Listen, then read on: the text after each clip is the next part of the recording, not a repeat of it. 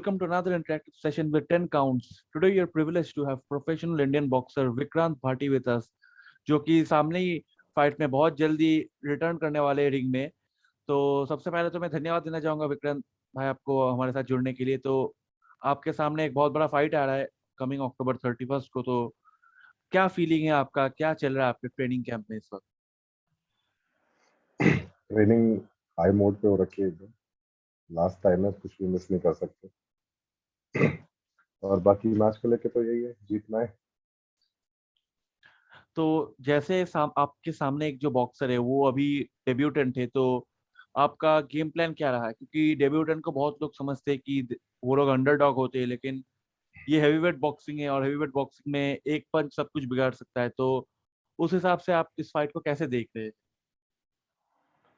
Sir कभी ना कभी मैं भी डेब्यू था और आते ही मैंने नॉकआउट मारा था, तो ऐसा हाँ, कुछ नहीं है। डेब्यू का मतलब ये नहीं है कि उसको कुछ आता नहीं होगा। हो सकता है एमेचर में अच्छा खेलता हूँ। अपनी तरफ से तो तैयारी करके ही आएगा। मेरी तरफ से मेरा फिक्स है, मैं अपना गेम खेलूंगा। और जैसे ये कि आपने अभी तक आपके मैक्सिमम जो विन्स है आपने वो नॉकआउट से हासिल किया है, तो क्या आप भी नॉकआउट जी विन के लिए जा रहे हैं, या फिर आप चाहते हैं कि ये फाइट फुल लेंथ जाए, या फिर मतलब आपका क्या गेम प्लान है? जीतने का तो आपने ठान लिया है, लेकिन आप कैसे देख रहे हैं वो विन को, किस तरह से हासिल करना चाहते सर, मेरी कोशिश पूरी रहेगी नॉकआउट की। बाकी तो देखो क्या होता है, लेकिन मेरी कोशिश पूरी रहेगी कि मैं नॉकआउट दूं। हैं? और सबसे क्योंकि बड़ा बात, लोग हैवी वेट देखने आते हैं तो सोचते हैं कि उनको नॉकआउट देखने के लिए मिलेगा। अच्छा, तो कोशिश ये करूंगा लोग आए तो कुछ अच्छा देखने के लिए मिले उन्हें। तो एक तो ये हेवीवेट बाउट है ऑब्वियसली, जिसके लिए एक एडेड अटेंशन ला रहा है लोगों से, ऊपर से ये मेन इवेंट जी फाइट है। तो मेन इवेंट मतलब जी मेन इवेंट, सबसे पहले बात तो मेन इवेंट फाइटर्स को ही ज्यादातर लोग देखने आते हैं। और एक और सबसे बड़ी बात है, ये फाइट में काफी सारे बेहतरीन मैचअप्स है, रीमैच है एक बहुत बेहतरीन। जी। और उसके बावजूद आपका फाइट मेन इवेंट है, तो क्या ये आप पे कोई प्रेशर डालता है, या फिर आप इसको एंजॉय करते हैं कि आप हेडलाइनिंग फाइटर? नहीं सर, फाइट एक्चुअली मेरे पे कोई प्रेशर डालती नहीं है। क्योंकि बॉक्सिंग मेरे लिए ऐसे ही है जैसे, मतलब जैसे लोगों के लिए होता है ना क्या, दिल बहलाने के लिए खेलना है कुछ, वैसे ही बॉक्सिंग मेरे लिए ऐसे ही है। बॉक्सिंग मेरे पे कोई प्रेशर नहीं डालता। प्रेशर मेरे पे तब होता है जब लगता है कि हाँ मैंने प्रैक्टिस नहीं करी है, या ठीक तरह से मैं फिट नहीं हूँ खेलने के लिए। प्रेशर तब होता है। अभी तो मैं पूरी तरह से फिट हूँ, कोई दिक्कत नहीं है, ऐसा कोई प्रेशर नहीं है। हाँ, लेकिन बस इस बात का थोड़ा है कि मेरा फाइट बहुत अच्छी जानी चाहिए, ताकि लोग जो देखने के लिए आए तो उनको निराशा ना हो, उनको कुछ अच्छा देखने के लिए मिले। ऐसा कोई प्रेशर नहीं है। तो जैसे हम लोग जानते हैं कि कोविड के चलते सारे जिम्स बंद थे बीच में, और अभी भी कोविड का न्यू वेव हम्म। आने की रिपोर्ट्स है, और कोविड के टाइम में सब स्पोर्ट्स बंद हो चुका था, जिम्स बंद थे। तो उस दौरान आपने कैसे अपने आप को शेप में रखा? और अभी भी हम लोग पूरी तरह से फ्री नहीं है कोविड से, काफी इंटरस्टेट ट्रैवल्स हम्म। बैन है अभी भी। और आप एक करियर डिफाइनिंग फाइट के सामने है, तो आपने अपने डाइट या फिर आपने आपको कैसे आपने पूरा ठीक ठाक रखा? सर बहुत मुश्किल हुई थी। जिम भी बंद थे। हम लोग सुबह, कंडीशन ये थी कि पार्क में जाते थे, तो वहां पे भी मना कर दिया था। ऑलमोस्ट पुलिस वाले आते थे, मना कर देते थे कि एक्सरसाइज नहीं करनी, कोविड का टाइम है, सोशल डिस्टेंसिंग, ये सब चल रहा था। तो हम लोग घर ही में ही करते थे। मतलब घर हमारा जिम बन चुका था। घर में ही अपना एक्सरसाइज करनी, डाइट वही लिखनी, क्योंकि क्या है ना, थोड़ी सी भी डाइट इधर उधर गई तो दिक्कत जाती है। तो डाइट सारी की सारी वही रखनी, रूटीन फॉलो करना। बस ये था कि थोड़ा घर के अंदर बंद रह के अच्छा भी नहीं लग रहा था एक्सरसाइज करना, बाहर का माहौल भी अच्छा नहीं मिल पा रहा था। क्या होता है ना, जब आप अकेडमी के जाते हो प्रैक्टिस करने के लिए, तो वहाँ आपके साथ और भी लोग होते हैं, अच्छा लगता है उनके साथ प्रैक्टिस करना। अकेले अकेले थोड़ा टफ, बहुत टफ टाइम था, लेकिन निकल गया। और अभी आपके सामने एक टफ फाइट है, और द्वारका प्रमोशन जो कि नया प्रमोशन है, लेकिन काफी अच्छे मैचेस, काफी अच्छे बॉक्सर्स ला रहे हैं। तो मैं ये जानना चाहूँ कि आपका द्वारका प्रमोशन के साथ कैसे कनेक्शन हुआ, आप कैसे ये फाइट आपको मिला? सर मैं यहाँ पे, दरअसल मेरे कोच साहब हैं राजीव सर, उन्होंने शुरुआत करी है इसकी। मैं उनके पास तकरीबन 5 साल पहले आया था बॉक्सिंग की ट्रेनिंग लेने के लिए। तो उन्हीं तभी से उनके साथ मेरा जुड़ाव रहा है। और उन्होंने ही पहली बार मुझे मेरी प्रो फाइट दिलवाई थी 2019 में। तो तभी से उनके साथ हूँ मैं। तो जैसे ये 5 साल का सफर रहा है, आपने कहा कि आपका पहला प्रो फाइट भी राजीव जी ने आपको दिया था, तो ये सफर कैसा रहा है? और अभी तक आपने 3 बड़े विंस हासिल किए, 2 लॉसेस भी है आपके पास, तो ये अप्स एंड जी। डाउन्स के मिक्सचर में आपका जर्नी कैसा रहा है पूरे 5 साल? तो जर्नी जर्नी बहुत अच्छी रही है। पहली फाइट जो थी वो थोड़ी नर्वस करने वाली थी, क्योंकि प्रो फाइट कभी खेली नहीं थी। बस टीवी में ही देखा था, हाँ भाई टाइसन ऐसे खेलता है और ये फ्यूरी बहुत अच्छा है, मतलब टीवी में देखते थे। तो पहली फाइट थी, तो थोड़ा सा उसकी नर्वसनेस थी। बाकी रिंग में जाते ही फिर क्या है ना, ओपोनेंट को देखता हूँ, खुद को देखता हूँ, बस बात खत्म, और कोई दिखता ही नहीं है। फिर उसके बाद मेरा पहला लॉस मेरे को थाईलैंड में हुआ था। वहाँ गया था खेलने के लिए, तो वो थोड़ा सा लगा था कि नहीं यार, सही नहीं हुआ। उस टाइम मेरे कोच भी मेरे साथ नहीं थे, मोरल भी डाउन था। लेकिन चलो कोई नहीं, इस टाइम अच्छा होगा। तो जैसे आपने कहा कि टाइसन फ्यूरी या फिर जिस माइक टाइसन, ये सब हेवीवेट फाइटर्स थे, और ऐसा light weight fighters, welterweight fighters में भी काफी सारे सुपरस्टार्स रहे, लेकिन हेवीवेट बॉक्सिंग जी हमेशा जी से जी like prime factor of attraction रहा है। लोग हेवीवेट बॉक्सर्स ही जी सबसे बड़े सुपरस्टार्स, आप हिस्ट्री में देख लीजिए, मोहम्मद अली हो गया या फिर माइक टाइसन हो गया, जी या फिर अभी जी। टाइसन फ्यूरी, हेवीवेट स्टार्स सबसे डियांटे डेंजरस वाइल्डर, स्पोर्ट हाँ। के, डिओंटे वाइल्डर हो गया, जी तो वो लोग ही सबसे बड़े सुपरस्टार्स रहते हैं स्पोर्ट की। और जब आपने बॉक्सिंग चूज किया, आप वेट कट करके आप नीचे वेल्टर वेट में, मिडिल वेट, क्रूजर वेट में भी खेल सकते थे, लेकिन हेवीवेट बॉक्सिंग चूज करने का क्या मेन रीजन था, और आपने क्यों चुना heavyweight boxing? Sir, heavy weight choose करने का सिर्फ एक ही रीजन था, मेरे कोच। उन्होंने मेरे को एडवाइस करी थी कि तू हैवी वेट में खेल, उसमें तेरा फ्यूचर अच्छा रहेगा। तो इस वजह से मैंने वेट बढ़ाया था, और कुछ नहीं। बाकी क्रूजर में भी मेरा सही चल रहा था, ऐसी कोई बात नहीं, वो भी सही थी। तो क्रूजर वेट से जो हेवी वेट का आपका चेंज था, मैसिव चेंज था, एक आपको वेट गेन करना था, तो जैसे आपके फाइट्स जी में आप काफी अच्छे मूव करते हैं, आपका फुटवर्क अच्छा है बीइंग अ क्रूजर वेट, तो वो सब में जी। कैसे चेंजेस आया, कैसे आपने आपको आपने मोल्ड किया हेवी वेट में? मतलब जब आप शुरुआत में चेंज करे तो ऑब्वियसली आई एम श्योर कि कुछ कुछ प्रॉब्लम्स हुआ था, कुछ कुछ नए ट्रांजिशन आ रहे थे, तो आपने कैसे उन सबको डील किया और कैसे आप सक्सेसफुल हेवी वेट बने? सर, हैवी वेट क्रूजर से हैवी की जर्नी काफी डिफिकल्ट रही है, क्योंकि वेट उतना बढ़ाना बड़ा डिफिकल्ट था, प्लस में स्टेमिना उतना ही रखना, और शेप बॉडी की, क्योंकि सब कुछ बदल जाता है। बॉडी इतनी, जब स्टार्टिंग में मैं वेट बढ़ा रहा था, तो बॉडी इतनी हैवी हो चुकी थी कि मेरे पे मूवमेंट भी नहीं होती थी ठीक से। तो मेरे को कम से कम 2 से 3 महीने का टाइम लगा मेरा फुटवर्क दोबारा से सही करने में, और मूवमेंट बॉडी की सुधारने में, क्योंकि वेट इतना ज्यादा हो गया था कि मतलब स्पीड भी खत्म हो गई थी वेट की वजह से। तो मेरे को बहुत टाइम लगा, बहुत मुश्किल भी हुई।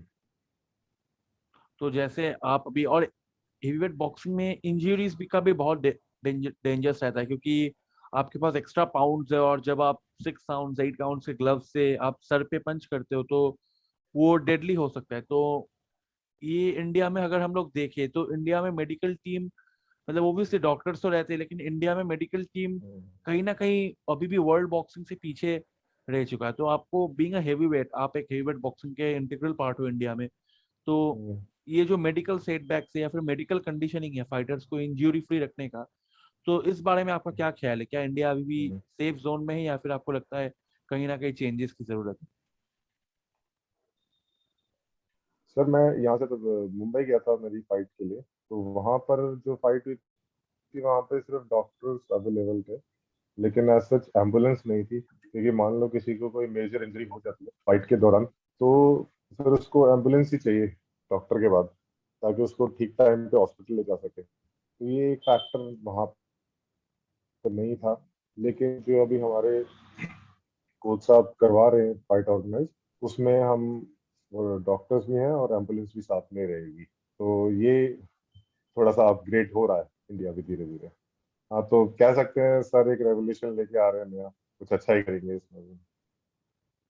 जैसे द्वारका बॉक्सिंग ओब्वियसली एक बहुत बड़ा प्लेटफॉर्म है, अभी न्यू फाइटर्स को सामने ला रहे हैं, इंडिया से न्यू फाइटर्स को एक अच्छा जी प्लेटफॉर्म दे रहे हैं। और ये फाइट होने वाला है दिल्ली में, जो कि इंडिया में, इंडिया का भी कैपिटल है दिल्ली, और फाइट इंडियन फाइट के लिए भी दिल्ली मोस्टली कैपिटल है, और बीइंग अ हरियाणा गाय आप हम्म। हरियाणा को रिप्रेजेंट करेंगे, आप एक हरियाणा के फाइटर को ही लड़ेंगे।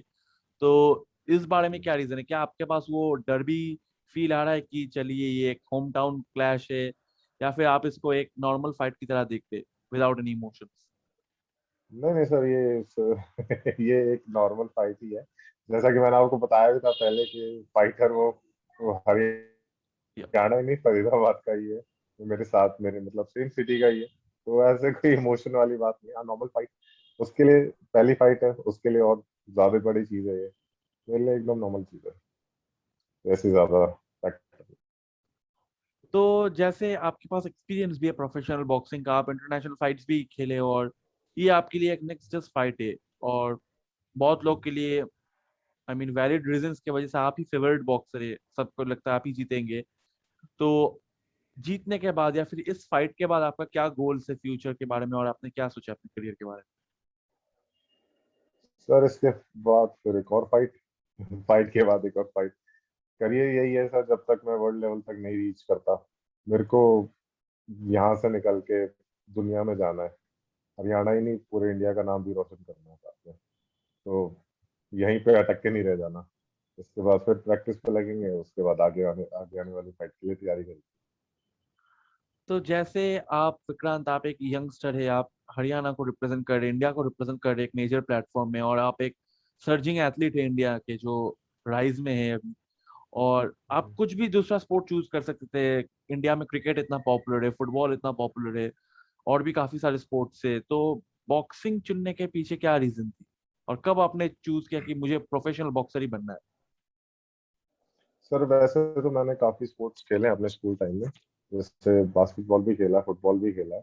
बीच में मेरे पापा मेरे को, मेरे भाई का एक अखाड़ा था। आपको पता है हरियाणा में कुश्ती काफी या, फेमस होती है। तो मेरे भाई का एक अखाड़ा था, वहां मुझे भेजते थे। लेकिन मेरे को कुछ सही लगा नहीं उसमें। तो मेरे सागर नरवत को जानते होंगे आप।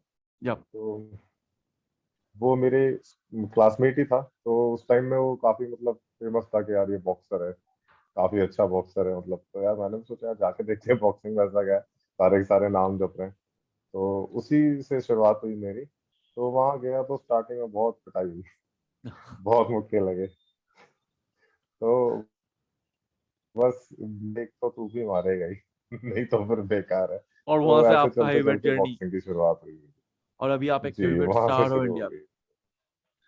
और जी। जैसे आपने कहा कि सागर नरवत पहले आप लोग क्लासमेट्स थे, और सागर नरवत ने अभी रिसेंटली एशिया कॉन्टिनेंटल टाइटल जीता वेल्टरवेट या सुपर वेल्टरवेट जी। डिवीजन में, और उनको भी अभी काफी सारे कॉल आउट्स मिल रहे हैं, जैसे पवन गोयट उनको कॉल आउट किया है। तो being a former classmate, hmm. Being a fellow boxer of the same country, आपको क्या लगता है कि पवन गोयट वर्सेस अगर सागर नरवत होता है तो कौन सा फाइटर जीत सकते हैं? सर जीतने का तो ये है कि जो जीतेगा। बाकी सागर अच्छा प्लेयर है, वो चाहे तो कुछ भी कर सकता है। अच्छा प्लेयर है सागर। और ये तो हो गई बॉक्सिंग की बात है, और मैं जानना चाहूंगा कि अपार्ट फ्रॉम बॉक्सिंग आपके फैमिली में कौन कौन है, आप क्या करना पसंद करते हो, अगर बॉक्सिंग नहीं होता होता है तो आप कैसे अपना टाइम स्पेंड करते हो आप?